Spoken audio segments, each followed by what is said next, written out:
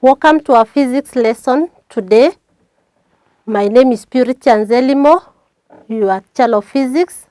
In our lesson today, we continue with the cathode rays and the cathode ray tube. That's our topic. Cathode rays and the cathode ray tube. During our previous lesson, we have been looking at the parts of a cathode ray oscilloscope, and we were able to know that a cathode ray oscilloscope is used in the production of cathode rays, and we were able to see the three major parts of a cathode ray oscilloscope, namely the electron gun. We also have the deflecting system and also the screen or the display system.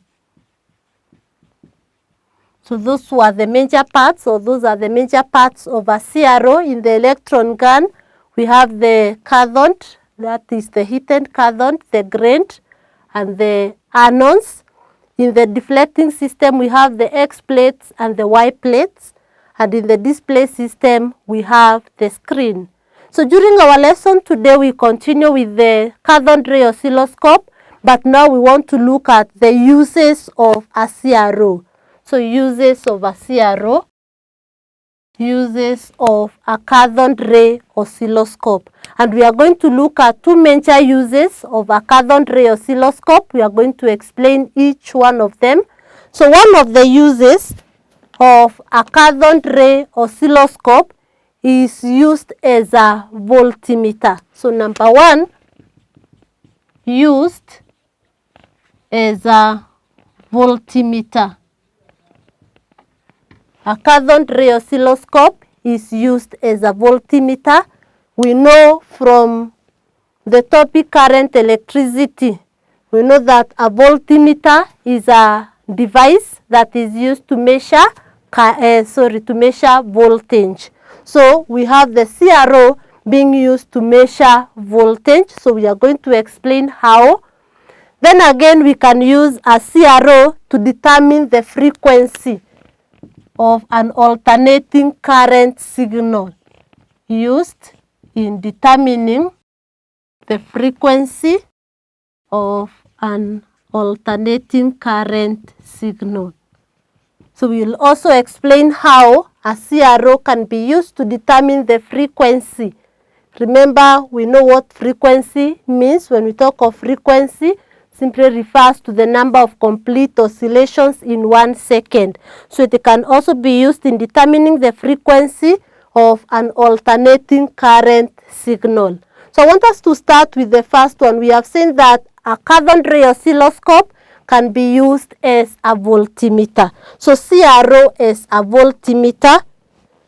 Our CRO as a voltmeter.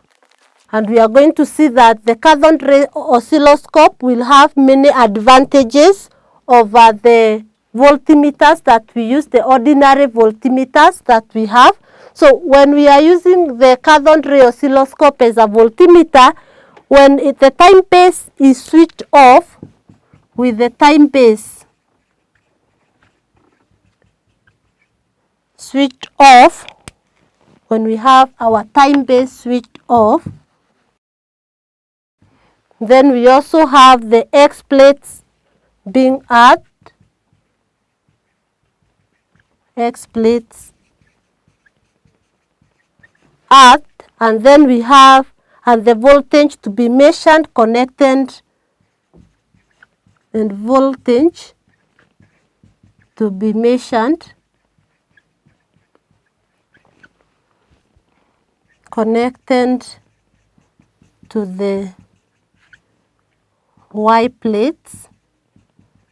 So this is what we are going to have. So when we have the timepiece switched off, remember we said that the timepiece is connected to the X plates, and now we want to, and the X plates are earthed, and then we have the voltage to be measured, connected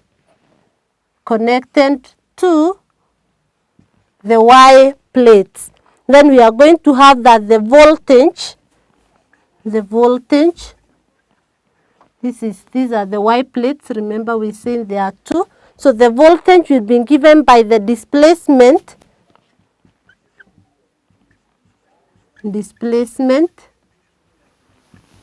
multiplied by the sensitivity. And in the sensitivity, that is simply the volts per division. Sensitivity is simply the volts per division. So when we have the time base switched off, the X plates out, and the voltage to be measured connected to the Y plates, then we can calculate the voltage as displacement. Remember, we said that in the deflecting system, we have these Y plates which are responsible for the vertical deflection. And that's why we are talking of the displacement. We are going to apply this in our numerical calculations. So voltage will be given by the displacement multiplied by the volts per division. And in this volts per division is also referred to as the sensitivity. So that's how we can use a CRO to calculate the voltage, or that's how a CRO can be used as a voltmeter, and we are going to employ this in our calculations. So note, voltage is equal to displacement multiplied by the volts per division. And as I've said, a voltmeter is a device that is used to measure voltage. And therefore, we have our other voltmeters, the ordinary voltmeters.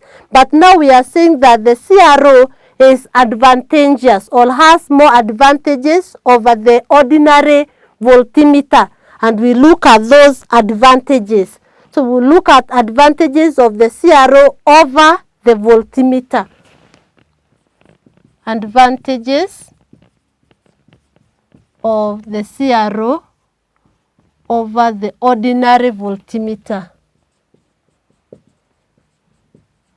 Now, a CRO as a voltmeter, we have seen that can be used as a voltmeter. What are the advantages of the CRO when used as a voltmeter over the ordinary meters?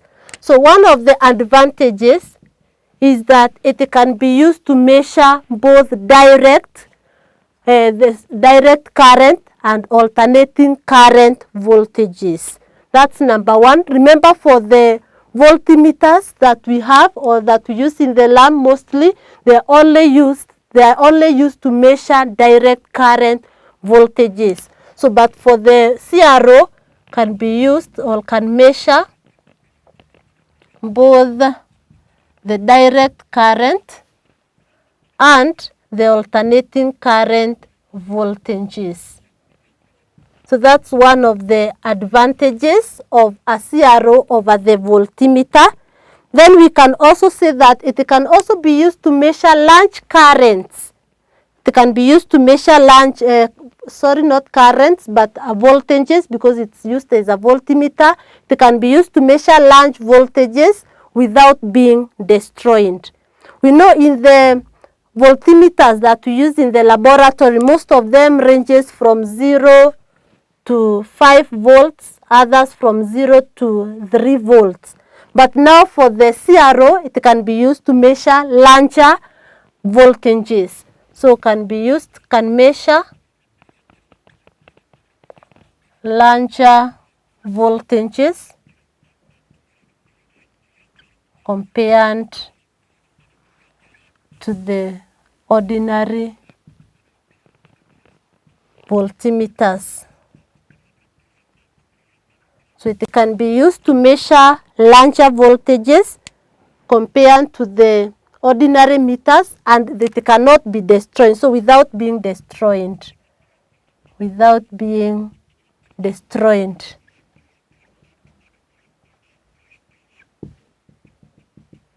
That is another advantage of a CRO over the ordinary voltmeters. Then we know very well when we are using the voltmeters, that is in electricity,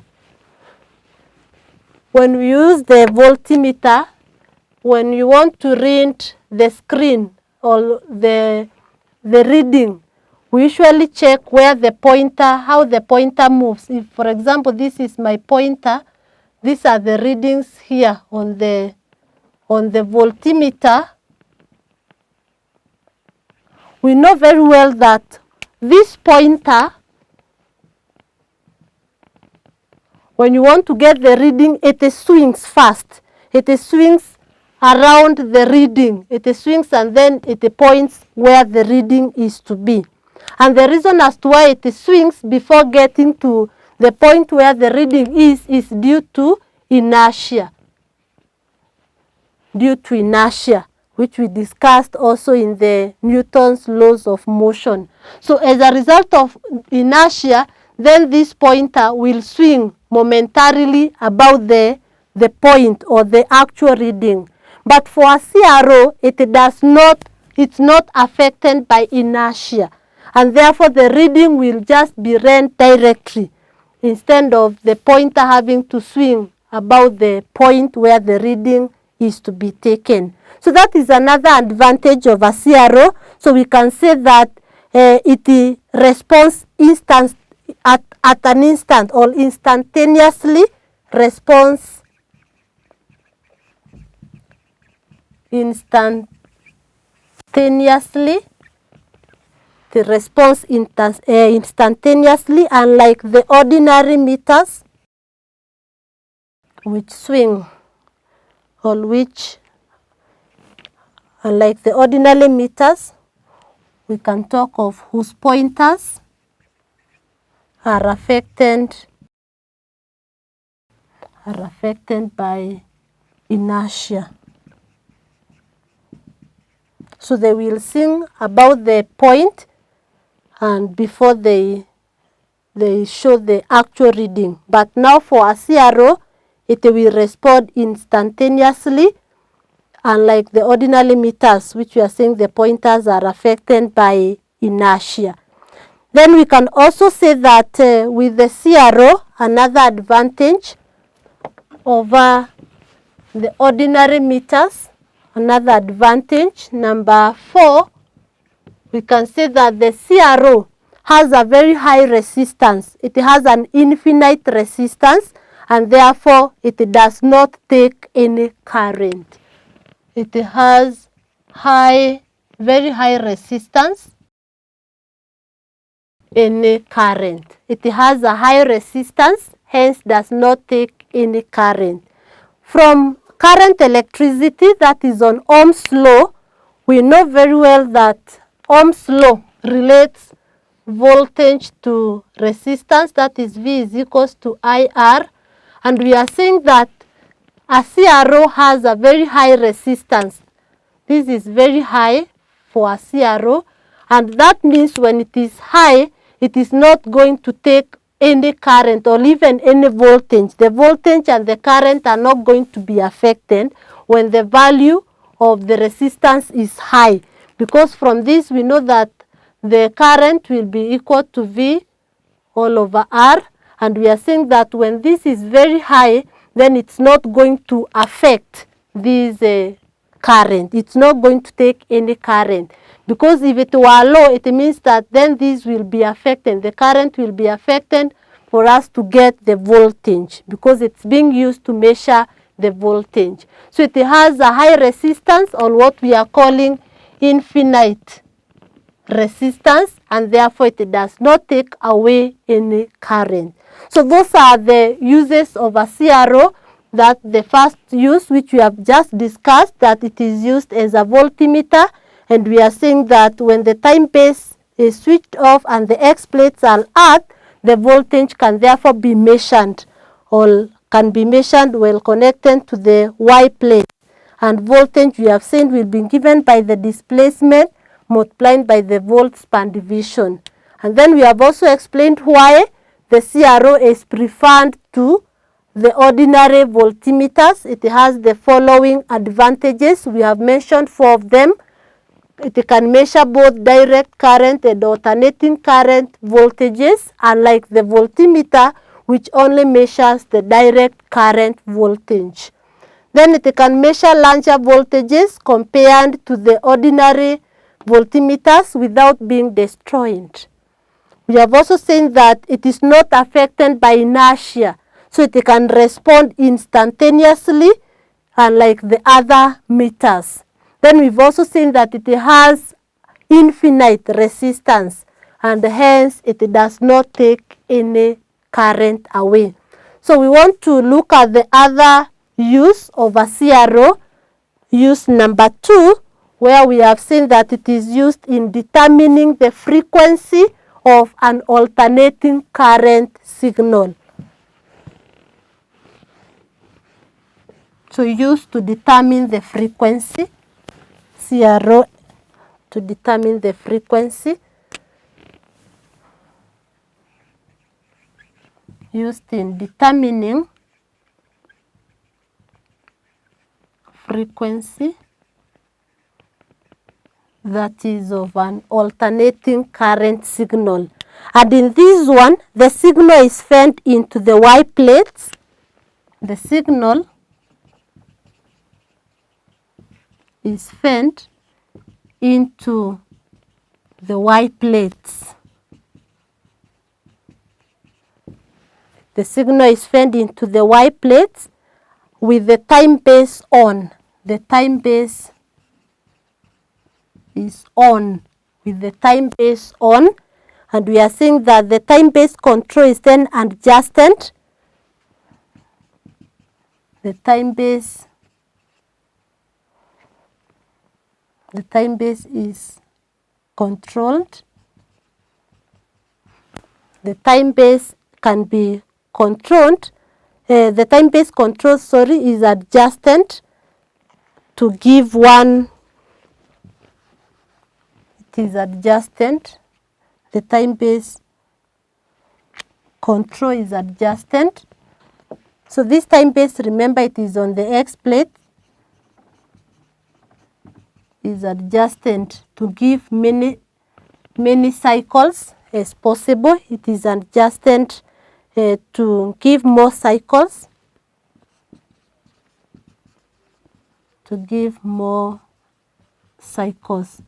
So remember, in this, we are going to have the formation of the cycles.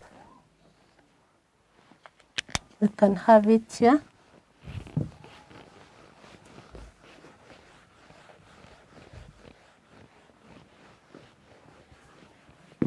So there will be formation of the cycles. So we can have this.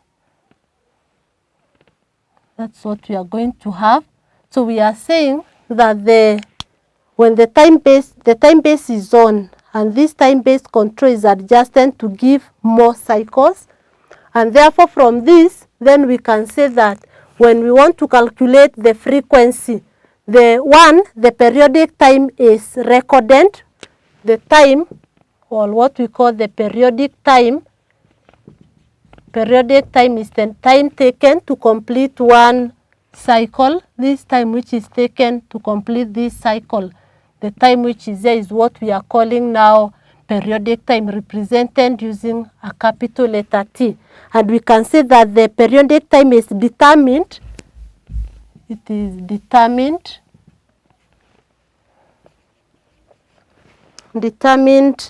by relating the trace of the signal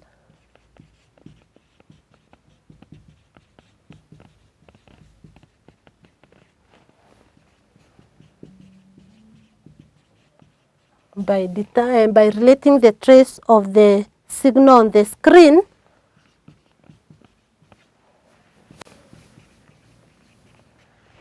screen with the time base setting.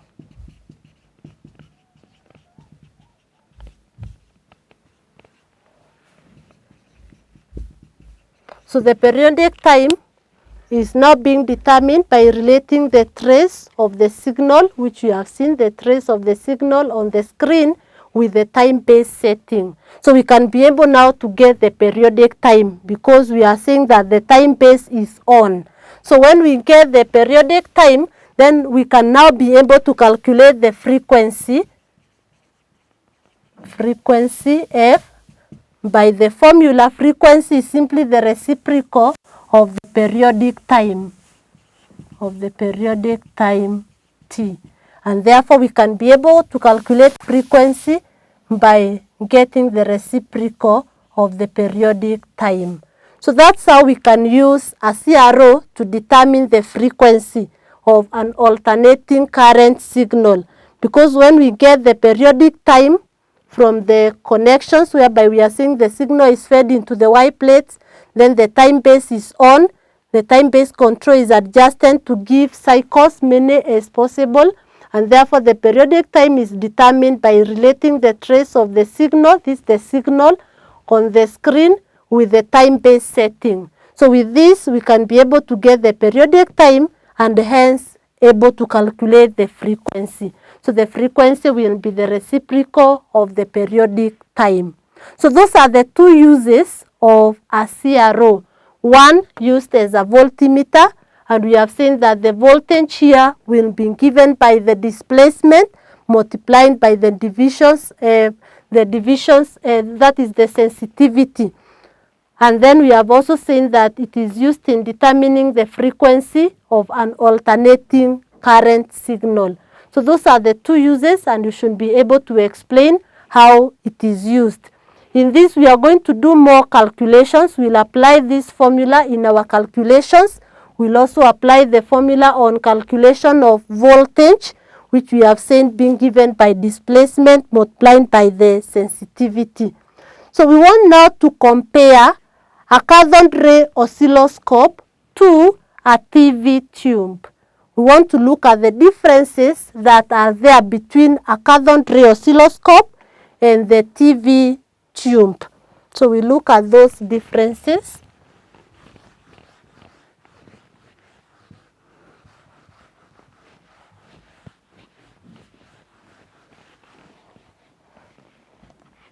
So differences between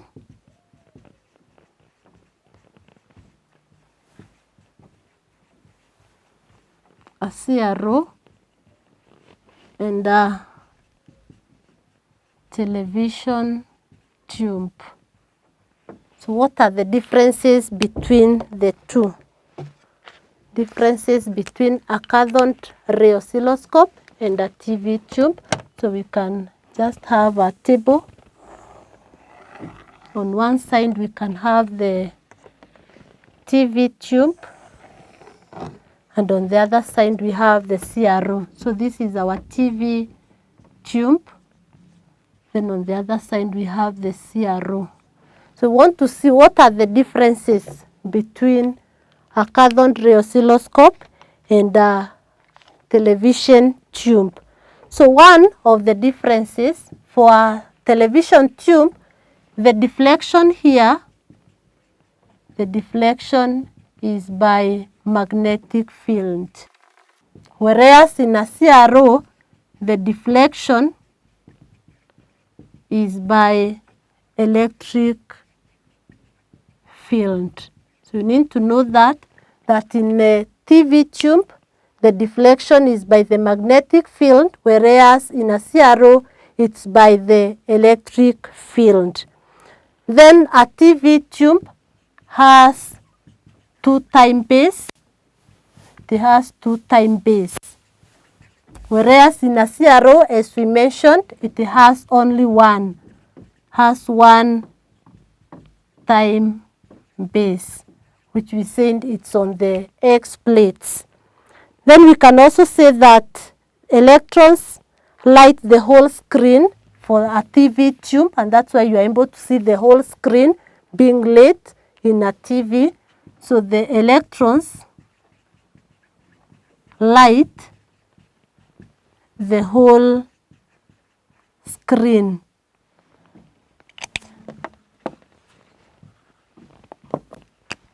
The whole screen. Whereas in a CRO, as we said, the electrons will only form a spot. Electrons form a spot on the screen. This we were able to explain. So the electrons which are being produced in a cathode ray oscilloscope will only form a spot on the screen, unlike in a TV tube where the electrons will light the whole screen. Finally, there are 625 lines per second in a TV tube. there are 625 lines per second in the TV tube, whereas in a CRO there are only 25 lines per second. So those are the differences, 4 differences between a TV tube and a CRO. In a TV tube, the deflection is by the magnetic field, and that's why the TV screen is larger than a CRO screen. Then we are seeing that a TV tube has 2 time base, whereas a CRO has only 1. In a TV tube, electrons light the whole screen. In a CRO, electrons form a spot on the screen. In a TV tube, there are 625 lines per second, whereas in a CRO, there are only 25 lines per second. So that is it on the CRO, or the Cathode Ray Oscilloscope. In the other lesson, which now will mark the end of this topic, we'll now be looking at the calculations involving the CRO. Now that we have seen we can be able to calculate the voltage, we can be able to calculate the frequency, we can be able to calculate the sensitivity. So that's what we'll engage in. So I'd like to give you some exercise on what we have just covered on the uses of a CRO. So an assignment here for you. Answer the following.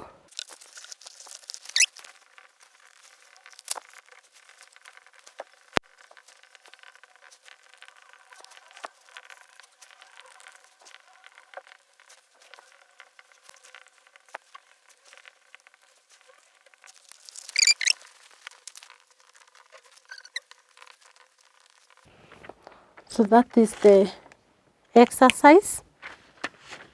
So we are told in question number 1, state one difference between the deflection systems of a cathode ray tube and the TV tube, which we have just explained. Then number 2, the beam of electrons is subjected to a strong magnetic field which is perpendicular to the path and into the paper. Sketch on the same diagram or on the same figure the new path of the electron. Then number 3, when using the cathode ray oscilloscope to display waveforms of voltages, state where the following should be connected. 1, the voltage to be displayed on the screen. And number 2, the time-based voltage. So that's the exercise. It's good that you answer those questions. And during the next lesson, we'll now look at the numerical calculations involving the cathode ray oscilloscope. Thank you.